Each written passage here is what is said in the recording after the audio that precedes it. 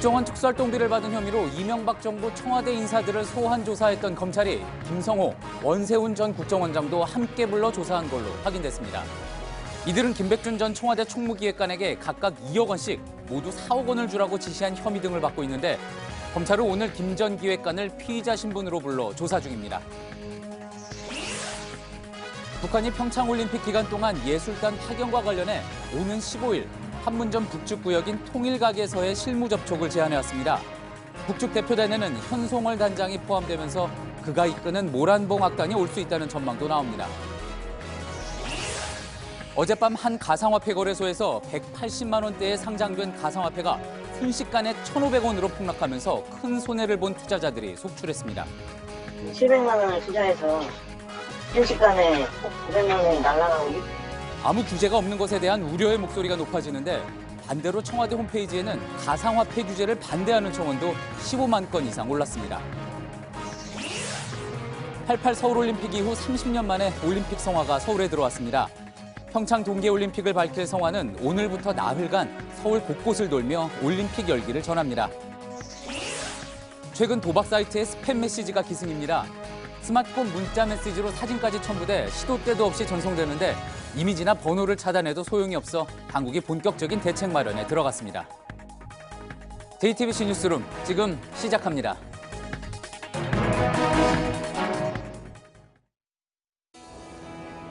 기름 없이 달리는 일상으로 내일을 바꾸는 현대수소 전기차. 검찰이 어제 국정원 특수활동비 5억여 원을 받았다는 이명박 정부 청와대 인사들을 수사하면서 이 특활비를 건넨 혐의를 받고 있는 전직 국정원장 2명도 함께 조사한 걸로 JTBC 취재 결과 확인됐습니다. 이들은 이명박 전 대통령의 집사로 불리는 김백준 전 기획관에게 2억 원씩 모두 4억을 전달하도록 지시한 혐의를 받고 있습니다. 김 전 기획관은 오늘 오후에 출석해 지금까지 조사받고 있습니다. 김 전 기획관에게 전달된 돈이 결국 어디로 흘러갔는지가 결국 이 수사의 종착점이 될 겁니다. 먼저 한민용 기자의 단독 보도 보시고 서울중앙지검 연결해 지금 검찰 조사 상황도 들어보겠습니다. 이명박 전 대통령 시절 국정원장을 지낸 김성호 전 원장과 원세훈 전 원장을 검찰이 어제 비공개 소환 조사한 것으로 확인됐습니다. 어제 검찰이 압수수색한 김백준 전 청와대 총무기획관과 김희중 전 제1부속실장, 김진모 전 민정위 비서관에게 돈을 주도록 지시한 혐의 때문입니다. 검찰은 이들이 국정원 관계자에게 특수활동비에서 일부를 빼 전달하도록 지시한 걸로 보고 있습니다.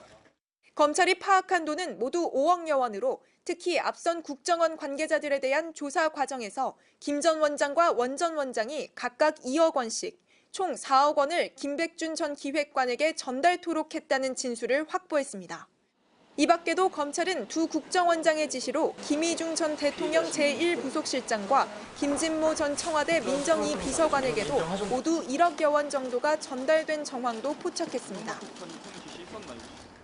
하지만 어제 검찰 조사에서 김성호, 원세훈 두 전직 국정원장은 기억이 나지 않는다며 혐의 대부분을 부인한 것으로 전해졌습니다. 예, 한민용 기자, 이 김백준 전 기획관 앞서 이야기됐듯이 이제 이명박 전 대통령의 오랜 기간 최측근이었던 만큼 어떤 이야기가 나오느냐에 따라서 파장도 클 수밖에 없을 것 같습니다. 지금 계속 조사가 진행 중인 거죠? 네, 김백준 전 기획관은 오늘 오후 2시 10분쯤 검찰에 출석해 현재까지 조사를 받고 있습니다. 앞서 전해드린 대로 검찰은 김 전 기획관이 국정원 특수활동비 4억 원을 받은 것으로 보고 있는데 검찰 수사 진행 상황에 따라 이 액수는 좀 더 늘어날 가능성도 배제할 수 없습니다. 이 돈을 즉 받았는지 또 받아서 직접 사용했는지 또는 누군가에게 전달했는지 등에 대해 강도 높은 조사가 이어지고 있는데요. 검찰은 어제 압수수색 직후 김 전 기획관에게 김희중 전 청와대 제1부속실장과 김진모 전 청와대 민정위 비서관과 함께 나와 조사를 받으라고 했지만 김 전 기획관은 이에 응하지 않다가 오늘에서야 나와 조사를 받고 있습니다. 예, 이 여러모로 지금 특활비 수수 사건이 지난해 이제 박근혜 전 대통령 시절 청와대 특수활동비 상납 사건과 비슷하다 이런 이야기도 나오고 있습니다. 그러면서 그때 이제 결국은 박 전 대통령의 지시가 있었던 정황이 드러나지 않았습니까? 이 김백준 전 기획관도 이명박 전 대통령의 최측근인 만큼 윗선 개입 여부도 당연히 이제 검찰이 들여다볼 것 같은데 지금 어떻습니까? 네, 검찰은 이미 국정원 직원들로부터 원장 지시로 특수활동비를 건네줬다라는 진술을 확보했고 또 계좌 추적 등도 마친 상태입니다. 특히 상당수 돈이 김 전 기획관에게 흘러갔다는 점에 검찰은 주목하고 있는데요. 왜냐하면 김 전 기획관이 이명박 전 대통령의 재산, 가족, 사생활까지 모두 관리한 최측근으로 청와대에 입성한 뒤에도 청와대의 안살림을 내내 도맡아 총괄했기 때문입니다. 이미 특수활동비가 김 전 기획관에게 흘러갔다는 의혹에 대한 수사는 상당 부분 진행된 상태라 돈을 받았는지 여부를 확인한 뒤엔 사실상 이 돈의 최종 목적지가 어디였는지를 집중 추궁할 것으로 보입니다. 예, 지금까지 서울중앙지검에서 한민용 기자였습니다. 예, 2010년 이명박 정부 시절 총리실의 민간인 불법 사찰 사건 기억하실 겁니다. 이 사건을 폭로했던 당시 장진수 주무관이 상관으로부터 입막음 대가로 5천만 원을 받았다고도 공개한 바가 있는데 검찰은 국정원 특수활동비의 일부가 여기에 쓰인 정황을 포착했습니다. 이와 관련해서는 김진모 전 청와대 민정 2비서관에게 검찰의 조사가 집중됐습니다. 이승필 기자의 보도입니다. 자택 압수수색 뒤 곧바로 소환된 김진모 전 청와대 민정 2비서관은 새벽까지 검찰 조사를 받았습니다. 조사 성실히 잘 받았습니다. 밤에 수고 많으십니다. 고맙습니다. 검찰은 김 전 비서관이 받았다는 국정원 특수활동비가 이명박 정부 시절 총리실의 민간인 불법 사찰을 폭로한 장진수 전 주무관에게 전달된 돈인지 확인 중입니다. 장 전 주무관은 앞서 입막음용으로 5천만 원을 받았다고 폭로하며 이 돈의 사진도 공개했습니다. 장 전 주무관이 공개했던 사진을 보면 5천만 원은 조폐공사에서 찍어낸 신권을 그대로 포장해놓은 이른바 관봉 상태였습니다. 검찰은 당시 돈의 출처를 추적했지만 실패했습니다. 하지만 이번엔 국정원 직원이 김 전 비서관에게 돈을 건넸다는 시점과 장 전 주무관이 관봉을 받았다는 시점이 맞물리는 점에 주목하고 있습니다. 관봉된 5천만 원이 국정원 특수활동비였던 것으로 밝혀진다면 이명박 정부가 민간인 사찰 폭로를 무마하기 위해 국정원 돈까지 동원해 조직적으로 개입한 정황으로 볼 수 있어 큰 파장이 예상됩니다. JTBC 이승필입니다. 예, 이번에는 이명박 전 대통령과 관련한 또 다른 수사, 다스 관련 단독 보도를 전해드립니다. 그동안 JTBC는 비자금 의혹이 일고 있는 다스의 자금 120억 원에 대해 계속 보도를 해드리고 있죠. 오늘 동부지검에 구성된 다스 수사팀이 이 돈을 관리했던 조력자 이모 씨를 소환해 조사한 걸로 확인이 됐습니다. 검찰은 이 씨를 상대로 돈을 받아 관리하게 된 경위와 앞서 JTBC가 보도한 다스 격리 직원 조모 씨가 작성했다는 자필 확인서의 작성 배경 등을 집중 추궁했습니다. 이지혜 기자입니다. 서울 동부지검 다스 수사팀은 다스의 돈 120억여 원을 관리했던 전 하청업체 경리과장 이모 씨를 오늘 비공개로 불러 조사했습니다. 이 씨는 2002년 말부터 다스 격리 직원 조모 씨에게서 매달 수천만 원에서 수억 원씩 5년간 총 110억 원을 받아 본인과 지인들의 계좌에 넣어 관리했습니다. 이 돈은 이자가 붙으며 120억 원 이상으로 늘어났습니다. 검찰은 이 씨를 상대로 돈을 관리한 경위 등을 조사한 걸로 알려졌습니다. 앞서 이 씨는 JTBC 취재진에게 이 돈을 다스의 회사 자금으로 생각했다고 밝힌 바 있습니다.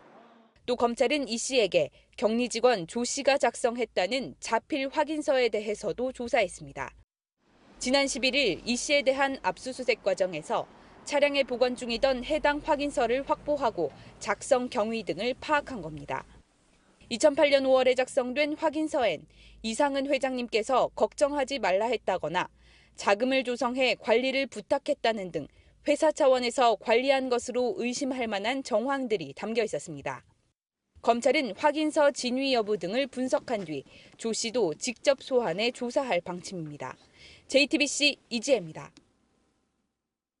지금 검찰에 꾸려진 다스 수사팀은 2008년 정호영 특검에 대해서 특수직무 유기 혐의를 놓고 수사를 하고 있습니다. 그러니까 알고도 수사를 하지 않았다거나 검찰에 제대로 인계하지 않았다 이런 혐의를 두고 있는 거죠.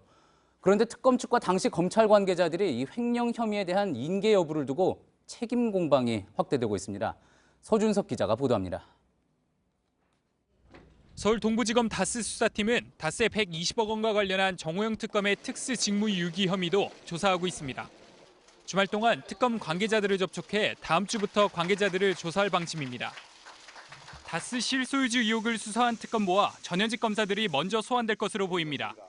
특히 특수직무유기 혐의와 관련해선 2008년 특검이 인지한 120억 원의 횡령 혐의를 적극 수사했어야 하는지와 적어도 검찰에 인계해 수사하도록 했어야 하는지 등도 들여다보고 있습니다. 이에 대해 특검팀 고위 관계자는 최근 격리 직원의 120억 원 횡령 혐의를 밝혀내 검찰에 인계했고 검찰총장에게도 보고가 된 것으로 알고 있다고 말했습니다. 하지만 당시 검찰 관계자들은 검찰총장에게 보고한 일이 없다며 해당 내용을 알지도 못했다고 밝혔습니다. 또 다른 당시 검찰 고위 관계자도 특검이 검찰에 이송하거나 이첩하지 않았다며 수사 발표문에 넣지도 않는 내용을 기록에 묻어 넘겨주면 알 수 없다고 말했습니다. 이에 대해 특검은 김학근 전 특검보의 명의로 다시 입장문을 내 재반박하는 등 진실 공방 양상이 확산되고 있습니다. 인계 문제를 두고 공방이 이뤄지는 건 범죄 수사를 담당하는 공무원이 특정범죄 가중처벌법상 혐의를 인지하고도 수사하지 않았을 경우 처벌받는데 검찰도 특검도 모두 이 조항에서 자유로울 수 없기 때문입니다. JTBC 서준석입니다. 예, 보신 것처럼 다스 120억 원 논란에 또 군과 국정원 선거 개입 논란, 여기에 이제 국정원 특활비 문제까지 얹혀졌습니다. 이명박 전 대통령과 직간접적으로 관련된 수사가 추가가 되고 있는데요. 정치부 서복현 기자와 함께 하나하나 풀어서 짚어보도록 하겠습니다. 서복현 기자, 예. 결국 관심은 이명박 전 대통령이 이런 각각의 의혹에 대해서 정말 얼마나 개입했느냐 하는 것일 테고요. 또 검찰 입장에서도 이를 밝히는 게 관건이겠죠. 예, 그렇습니다. 좀 정리를 하면요. 현재 이 전 대통령과 관련해 직간접적으로 제기된 의혹은 크게 세 갈래입니다. 예. 국정원 특활비, 다스, 그리고 국가기관의 정치와 대선 개입 부분입니다. 다만 아직까지는 어느 하나 이 전 대통령의 개입 여부에 대해 확실한 결론이 나지 않은 상황입니다. 예, 이 중에서도 가장 최근에 불거진 게 측근들이 이제 국정원 특활비를 받았다는 의혹 이 부분인데 이게 가장 늦게 시작된 수사기는 하지만 가장 주목받고 있는 부분이기도 하죠. 그렇습니다. 그 이유는 대표적으로요. 김백준 전 기획관은 이 전 대통령의 집사로 불릴 만큼 최측근입니다. 예. 그렇기 때문에 수사가 이 전 대통령의 턱 밑까지 간 것 아니냐 이런 분석이 나오고 있는 겁니다. 이렇게 최측근이기 때문에 박근혜 전 대통령, 그러니까 지난 정권의 국정원 특활비 수사와 여러모로 비슷하다 뭐 이런 이야기도 나오는 것 같습니다. 예. 당시에도 이제 그리고 또 측근들에 대해서 진술이 나왔고 또 국정원장들 진술이 결정적인 그렇죠. 역할을 또 했고요. 예. 자, 그렇다면 결국 이번에도 짐작을 해보기로는 원세훈 전 국정원장이 어떤 이야기를 할 것이냐, 결국 핵심 열쇠를 쥐고 있다 이렇게 예상을 해볼 수가 있을까요? 그렇습니다. 일단 구조상으로요. 원세훈 전 원장의 승인 없이는 이 국정원 특활비가 외부로 반출될 수는 없다고 합니다. 예. 그렇다면 원 전 원장이 어떤 이유에서 그런 결정을 했는지 이 전 대통령과 교감이 있었는지에 대한 원 전 원장의 진술이 매우 중요합니다. 특히 원 전 원장은 이 전 대통령에게 많은 독대보고를 해왔던 것으로 알려졌습니다. 그런데 예. 독대보고 내용과 이 전 대통령의 지시사항은 아직까지 확인이 되지 않고 있는 상황입니다. 예, 결국은 이제 검찰 조사에서 어떤 이야기를 원세훈 전 원장이 내놓느냐 하는 게 관건이 될 텐데 국정원 대선 개입 부분 이전에 이때 수사가 진행돼 왔던 그 문제에 있어서 원 전 원장은 뭐 이 전 대통령이 개입을 했다라는 부분에 대해서 선을 이렇게 그어왔잖아요. 그렇죠. 지금 이 국정원 특활비 문제라든지 다른 이제 수사에 대해서는 좀 변화가 있을 가능성이 있겠습니까? 일단 지금 원 전 원장의 상황을 좀 보면요. 상황이 상당히 악화되고 있습니다. 예. 먼저 이 국정원 대선 개입으로 현재 수감 중인데 여기에 민간인 댓글 부대 운용으로 추가 기소가 됐습니다. 또 그렇죠. 방송 장악 그리고 해외 공작비 200만 달러 유용. 어제 박승춘 전 보훈처장이 소환이 됐는데 예. 국가발전 미래교육협의회를 통한 정치 개입 혐의로도 원 전 원장은 수사를 받고 있는 상황입니다. 여기도 특히 이제 국정원이 지원을 해줬다 이런 그렇죠. 내용이 나온 거죠. 예, 특히 이 국고손실 혐의로요. 부동산이 동결되는 등 개인 재산이 추징될 위기까지 몰렸습니다. 그렇기 예. 때문에 이런 상황이 원 전 원장의 태도에 변화를 줄 가능성도 있습니다.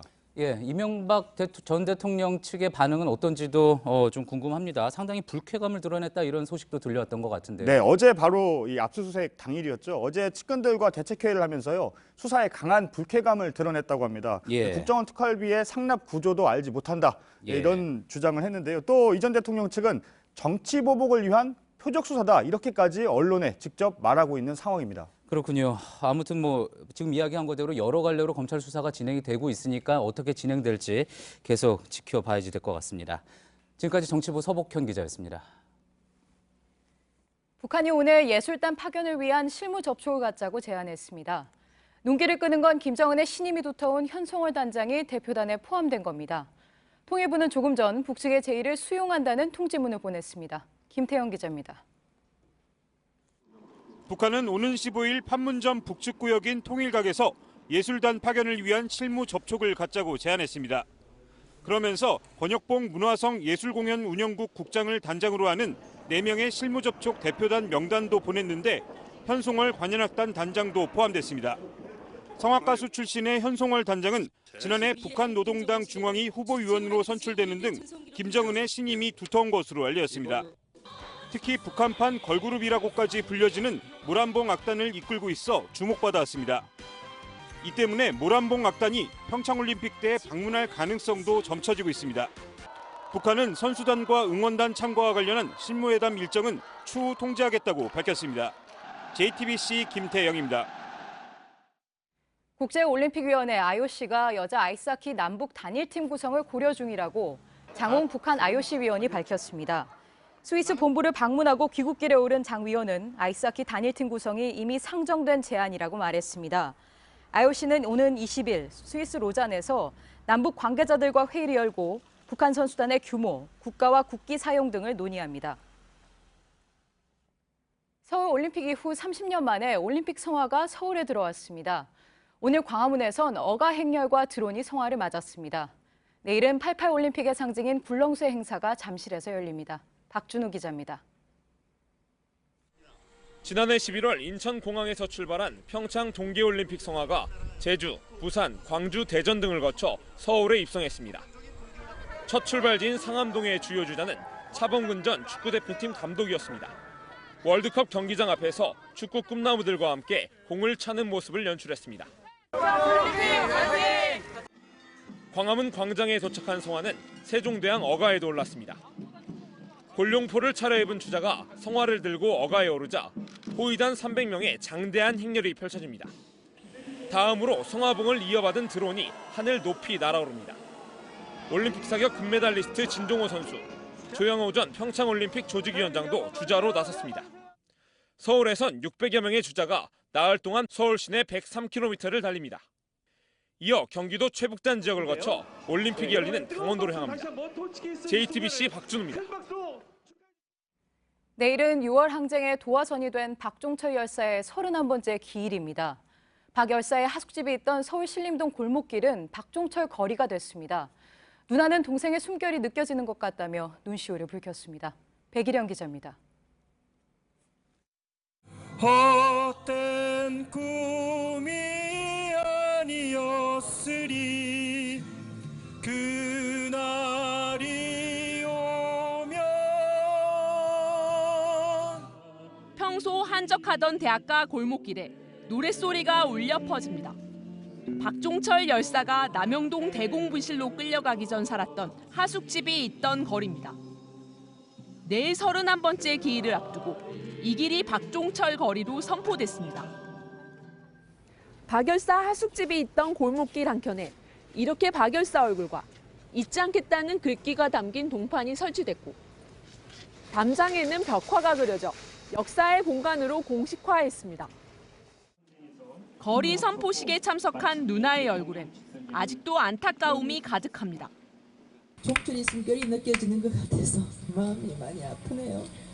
참 민주화된 세상 함께하는 그런 미끄럼이 됐으면 합니다.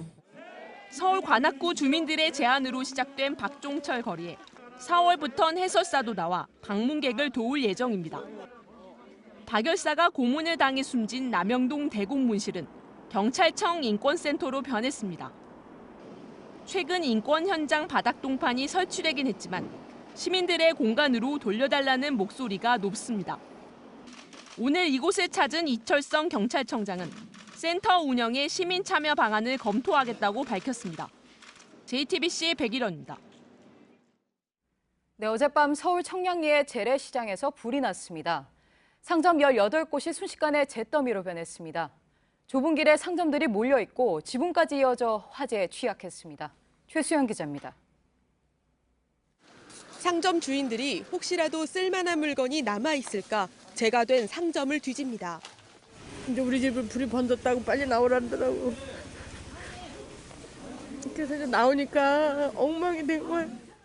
어젯밤 11시 15분쯤 서울 청량리 전통시장에서 불이 나 점포 48개 중 18개가 탔습니다.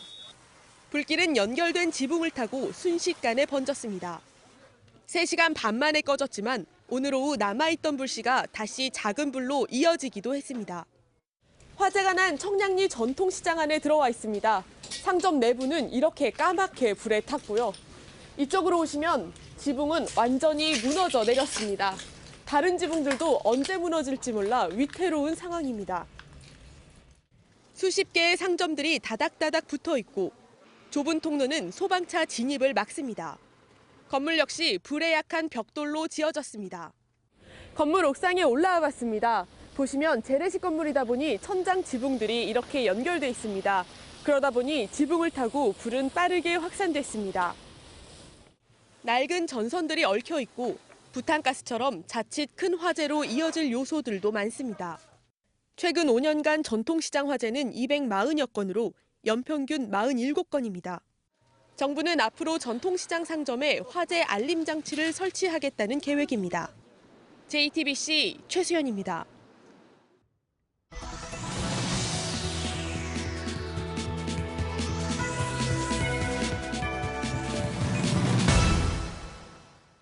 가상화폐를 둘러싼 논란이 계속되고 있습니다.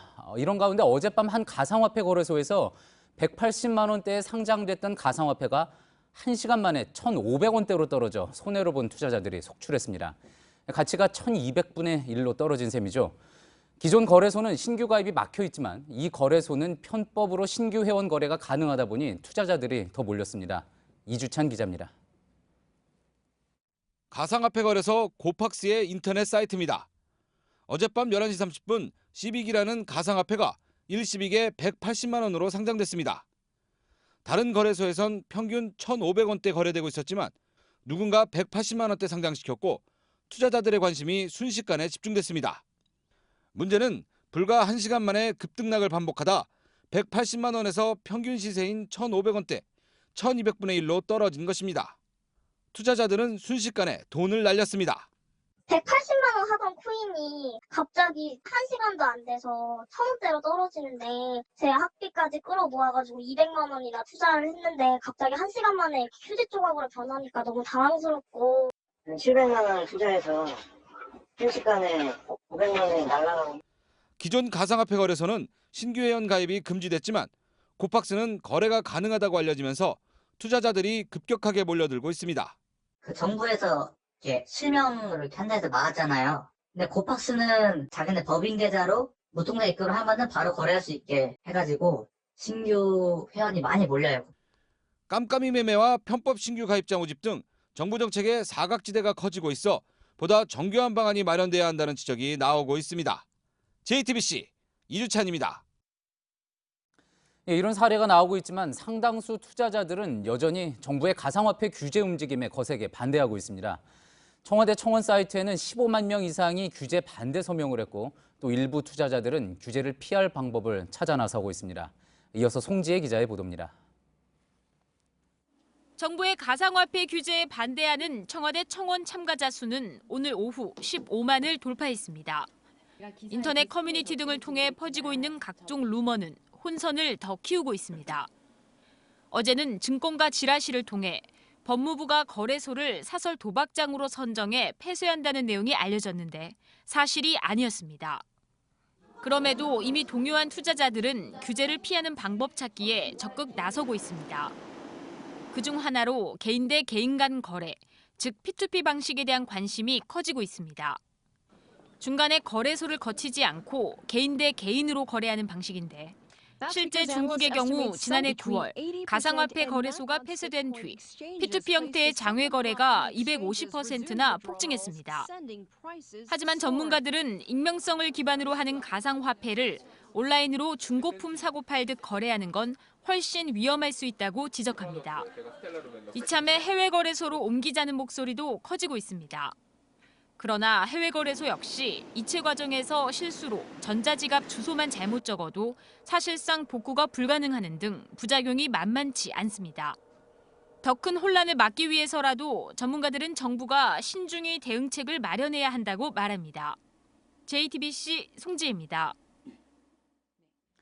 요즘 유독 사진까지 첨부된 도박 사이트 스팸 문자 받으신 분들 많을 겁니다. 많게는 하루 몇 통씩 오기도 합니다. 문제는 휴대전화에서 번호를 차단해도 계속해서 날아온다는 건데 왜 그런 건지 다 이유가 있었습니다. 이호진 기자가 취재했습니다. 최근 유행하고 있는 도박 사이트 사진 스팸입니다. 하루에 두세 번 정도 해서 거의 매일 오다시피 해서 한 달 정도 넘은 것 같아요. 그게 온 지가. 신고를 하거나 차단을 해도 그때뿐 계속 날아옵니다. 일주일에 두세 통 정도는 항상 받는 것 같고요. 뭐 삭제한다고 해도 한 2, 3일이면 다시 오고 계속 반복적으로 하고 있습니다. 사진으로 만들어진 이 스팸 메시지는 지난해 하반기부터 급격히 늘어나고 있습니다. 원래 안드로이드 체제를 사용하는 휴대전화는 사용자가 신고를 하면 한국인터넷진흥원이 해당 이미지를 통신사에 보내서 이미지 자체를 차단하게 됩니다. 그런데 최근 불법 스팸을 보내는 이들은 이미지를 조금씩 바꾸는 수법으로 차단을 피하고 있습니다.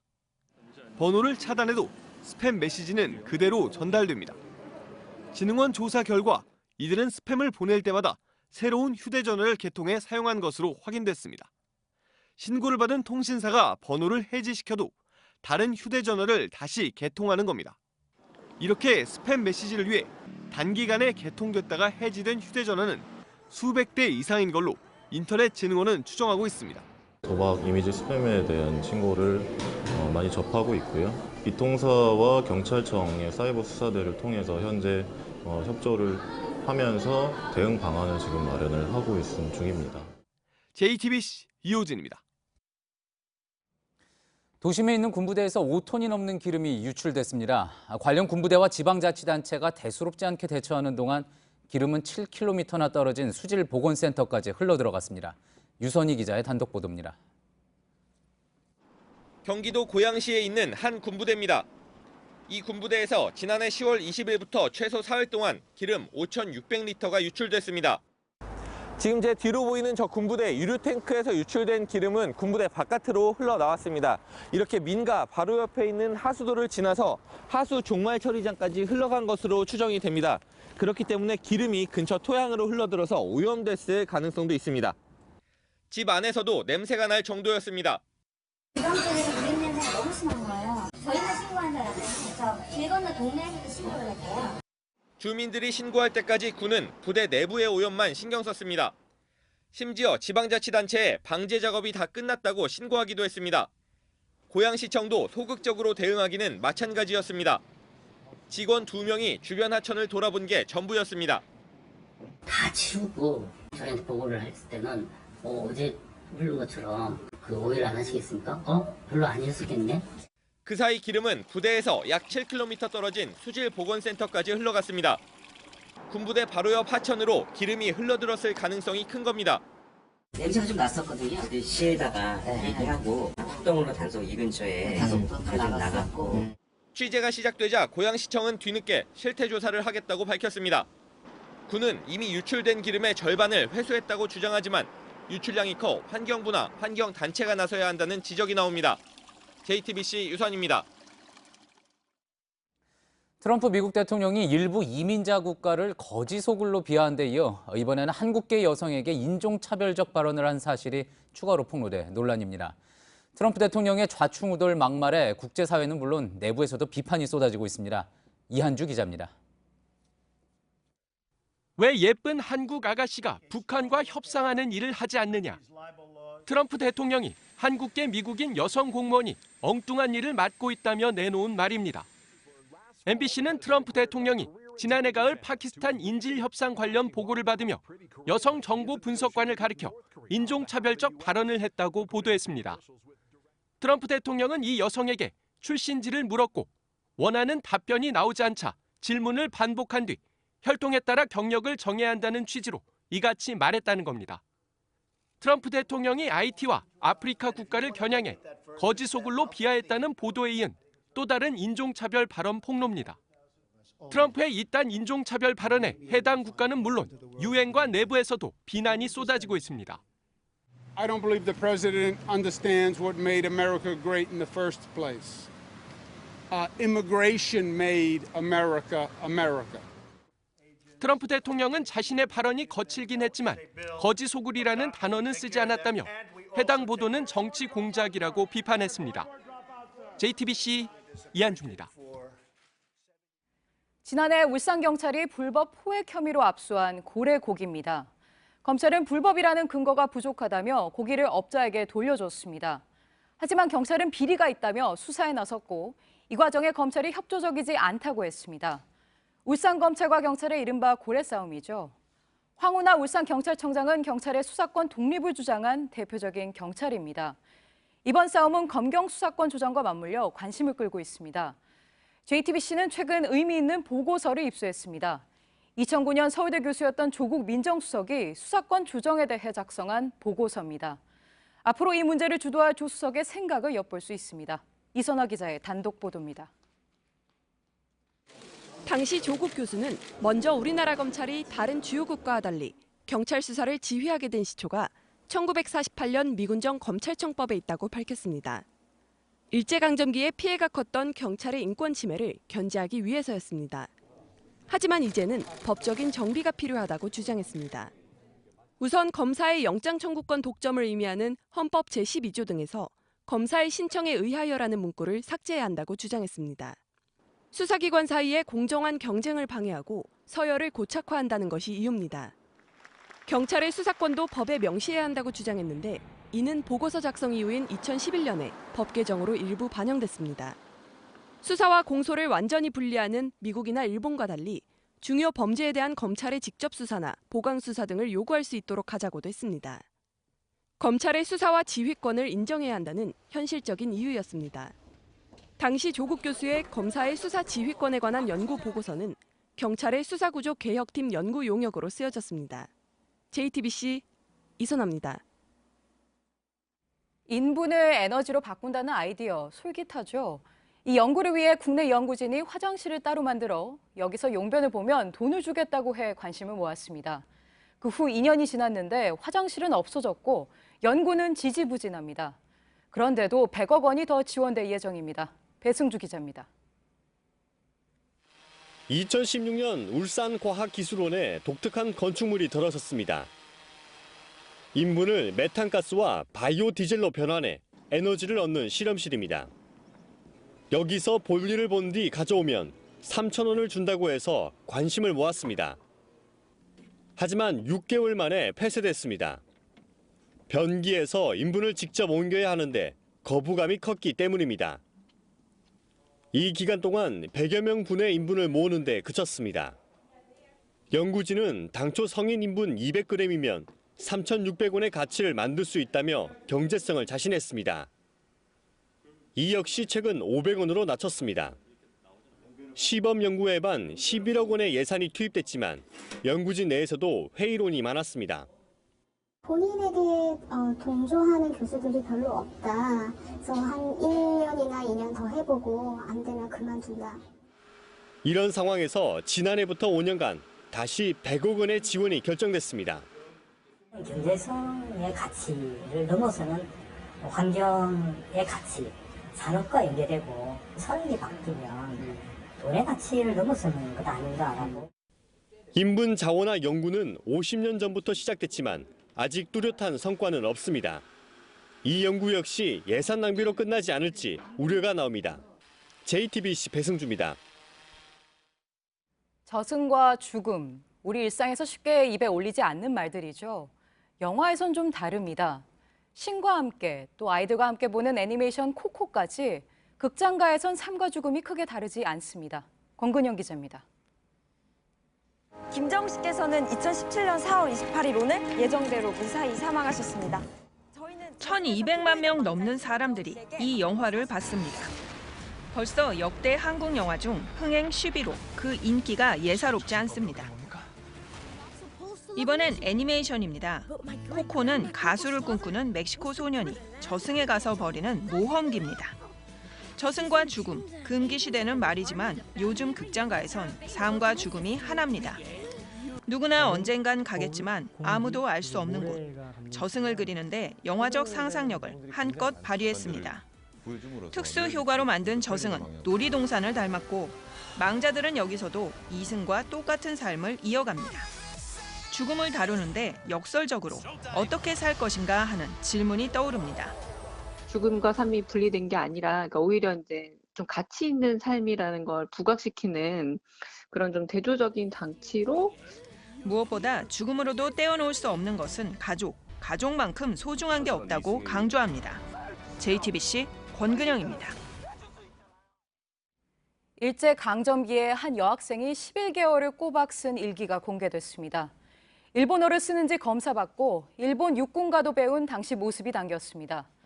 훌륭한 시민이 되겠다고 애써 다짐하지만 내 나라는 어딘지 혼란스러워한 소녀는 아픈 역사의 자화상입니다. 윤두열 기자입니다. 학교에서는 물론 등하교를 할 때와 집에서도 일본어를 늘 써라. 6월 11일에 교장이 한 말입니다. 7월 15일, 중일 전쟁 때문에 학교가 어수선한 분위기로 가득하다고 기록했습니다. 일본 육군가를 배워서 역으로 나가 군인을 환송하기도 했습니다. 일제강점기인 1937년 대구의 한 여학생이 쓴 일기입니다. 조선인이면서 일제강점기 시대에 사는 학생으로서의 이중적인 슬픈 모습들을 저희가 여기서 발견할 수 있습니다. 일기엔 메이지 천황과 일본 황실의 왕족 이름이 적혀 있습니다. 매일 일본인 교사가 일기를 검열하고 확인 도장을 찍었습니다. 일장기를 손에 들고 만세 삼창을 외친 날도, 훌륭한 황국 시민이 될 수 있으면 좋겠다고 적은 날도 있습니다. 하지만 어쩔 줄 모르겠다. 무엇을 해도 마음이 안정되지 않는다는 말로 15살 소녀의 불안한 속내를 드러내기도 했습니다. 어렵고 불안정한 상태 속에서 학교 생활을 보내고 있었습니다. 혼란스럽고 피곤해 있다든지 때로는 불평이나 비판을 표명하기도 하였고, 한 일본인 교수가 한국의 헌책방에서 찾은 여학생 일기는 오는 6월에 문을 열 대구교육박물관에 전시됩니다. JTBC 윤두열입니다. 이세돌 구단이 오늘 해비치 바둑대국에서 중국 1위인 커제 구단을 이겼습니다. 99수까지는 팽팽했지만 이세돌 구단이 특유의 흔들기를 시도해 커제 구단이 실수하면서 293수 만에 우승을 거뒀습니다. 오늘 아침 7시쯤 제주 차기도 서쪽 해상에서 조업하던 145톤급 중국 어선에서 불이 났습니다. 선원 9명 모두 인근에서 조업 중이던 다른 중국 어선으로 대피했고 해경은 3시간여 만에 불길을 잡았습니다. 남미 볼리비아 관광지에서 한국인 여성이 숨진 채 발견돼 현지 경찰이 수사에 나섰습니다. 볼리비아 경찰은 현지 시간 11일 태양의 섬에서 40살 조모 씨가 성폭행을 당한 뒤 시신이 유기됐다고 밝혔습니다. 조 씨는 지난 9일부터 현지에 머물러 왔습니다.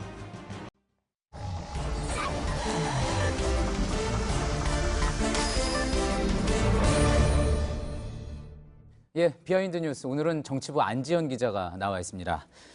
안지연 기자, 첫 번째 키워드부터 볼까요?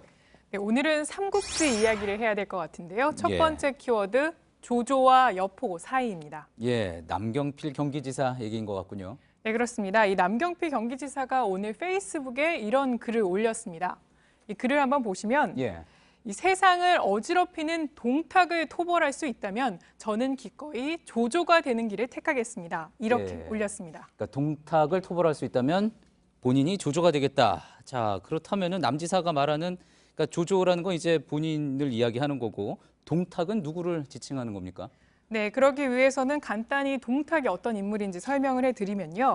이 중국 후한 말기인 189년 이 정권을 장악하기 위해서 이 폭정을 휘둘렀던 인물입니다. 예, 황제까지 갈아치우면서 엄청난 권력을 휘둘렀고 그래서 그 동탁을 물러나게 하기 위해서 반동탁 연합군까지 결성이 되고 그런 역사가 있는 거죠. 네, 맞습니다. 그런데 남지사가 말하는 구체적인 동탁이 누구를 지목하는지 의문이어서 저희가 남지사한테 직접 연락을 해봤는데요. 직접 물어봤습니까? 네, 남지사는 처음에는 동탁이 누구인지에 대해서 국민들 마음에 있다 이렇게 구체적인 언급을 피하다가 나중에 곧바로 한 분이 발끈했죠.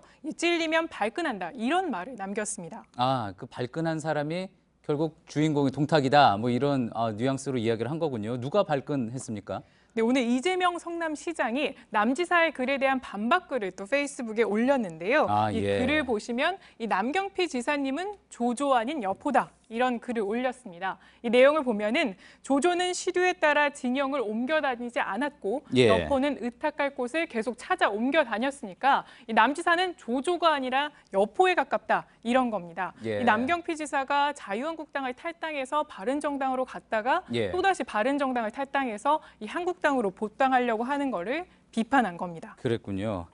자, 그러니까 경쟁 관계에 있었던 남지사가 이제 어떻게 보면은 이제 또 이재명 시장을 막기 위해서 본인이 조조가 되겠다. 이렇게 얘기했다고 해석이 될 수가 있는 거겠군요. 네, 그렇게 읽히는데요. 아시겠지만 이재명 시장은 이번 지방선거에서 이 경기도지사에 출마하겠다고 공언한 바 있습니다. 그렇다면 남지사 입장에서는 바른정당 당적으로는 선거가 쉽지 않으니까 이 조조라는 소리를 듣더라도 이 자유한국당으로 가겠다 이런 얘기를 한 것으로 풀이됩니다. 그렇군요. 뭐 최근 여론조사에서도 어쨌든 쉽지 않은 선거가 될 걸로 또 그렇게 결과가 나오고 그래서 그런 이야기를 한 것 같기도 한데 제가 기억하기로는 반동탁 연합군은 결국 성공하지 못했던 것 같아서 적절한 비유였는지 뭐 이런 이야기도 나올 것 같습니다. 아무튼 지방선거 때문에 복당한다는 주장만큼은 뭐 확실히 알겠군요. 다음 키워드 한번 볼까요? 네, 다음 키워드 평창의 모란봉입니다. 예, 앞서 저희 리포트에서도 나왔는데 이제 북한 모란봉 악단이 평창 올림픽에 올 가능성이 있다 이런 이야기인 거죠? 네, 맞습니다. 오늘 북한의 실무저축 대표단에 이 모란봉 악단 단장인 현송월 관현악 단장이 포함돼 있었기 때문인데요. 지금 사진으로 보시는 바로 이분이 이 현송월 단장입니다. 이 현송월 단장의 계급은 우리 대령에 해당하는 대자. 이 당 중앙위 후보위원까지 맡을 정도로 북한 내 지위가 상당하고요. 김정은의 신임이 큰 것으로 알려졌는데 이 만일 현송월 단장이 예술단에 포함돼 온다면 그만큼 김정은이 신경 쓴다고 해석할 수도 있습니다. 그렇겠군요. 다만 모란봉 악단을 이끌고 올지 아니면 다른 악단이나 별도 악단을 예술단을 구성할지는 아직 알 수는 없는 상태입니다. 협상 대표단에 이제 현송월 단장이 포함이 됐다는 거는 확실하지만 모란봉 악단이 올지에 대해서는 아직 확실하지 않은 거고요. 자, 이 많은 분들이 이제 이름은 많이 들어봤을 것 같습니다. 뭐 그동안 이제 매체에도 소개가 됐는데 잠깐 모란봉 악단에 대해서 설명을 좀 해주시죠. 네, 설명에 앞서서 한번 공연 내용을 보시면 금방 이해가 되실 것 같은데요. 한번 잠깐 보시죠. 네, 모란봉 악단은 10명으로 구성된 악단인데 보시는 것처럼 이 전자 기타나 이런 바이올린 그 연주에도 굉장히 능숙한 모습입니다. 이거 화제가 되기도 했었던 그런 장면들인데 과거 이제 북한의 보통 공연이었던 거에 비해서 상당히 이제 현대적인 느낌이 있다. 뭐 이런 평가죠. 네, 그렇습니다. 이 보시는 것처럼 이렇게 군무도 이렇게 칼군무라고 해서 이 북한의 걸그룹이라고 불리기도 합니다. 자, 그 북한에서 이제 공연이라고 하면은 보통 이제 저희가 알고 있기로는 뭐 어떤 우상화, 선전의 수단 이런 걸로 쓰이는 것으로 알고 있지 않습니까? 모란봉 악단은 저렇게 현대적인 이미지를 가지고 있다 그러면은 어떻습니까? 저기도 그런 메시지가 좀 있나요? 그래서 올해 1월 2일 날 새해 공연으로 했던 공연을 제가 쭉 봤는데요. 우상화 내용도 포함되어 있습니다. 주요 내용 중에 하나였고요. 이 보시는 것처럼 그때 장면인데 이렇게 김정은의 사진이 이 대형으로 뒤에 보이기도 합니다. 그렇군요. 그리고 앞서 지난 2015년에 베이징 공연이 취소된 것도 바로 이런 우상화 내용 때문이었는데요. 이런 내용이 문제되면서 이 공연 3시간 전에 돌연 취소된 바도 있었습니다. 알겠습니다. 잘 들었습니다. 지금까지 정치부 안지현 기자였습니다. 오늘 낮부터 추위가 풀리기 시작했죠. 내일은 낮 기온이 서울 5도까지 오르겠습니다. 수도권과 충청에는 바람이 거의 불지 않아 미세먼지 농도가 올라가겠습니다. 왜 다들 한쪽 눈을 가렸을까요? 폭격으로 눈을 잃은 아기 카림을 응원하려고 세계인들이 SNS에 올린 사진들입니다. 먼 나라 일이라고 생각했던 일에 우리나라에서도 동참하는 사람들이 늘고 있습니다. 김민관 기자입니다. 크레파스 든 아이들은 누군가를 위해 그림을 그립니다. 오래 꾹꾹 눌러 그린 그림엔 아기 사진 하나가 붙었습니다. 조그만 아기 머리엔 붕대가 감겼고 왼쪽 눈은 움푹 꺼졌습니다. 아이들은 더 이상 이 아기가 아프지 말기를 기도합니다. 그리고 한쪽 눈을 가립니다. 눈을 잃은 아기 이름은 카림입니다. 태어난 지 2달 된 카림은 시장에서 시리아군 폭격을 받았습니다. 엄마와 왼쪽 눈을 잃었고 머리엔 상흔이 고스란히 남았습니다. 이런 카림을 응원하기 위해 세계 많은 사람들이 한쪽 눈을 가렸습니다. 그리고 우리나라에서도 동참이 시작됐습니다. 함께 본 시리아 현실은 참혹했습니다.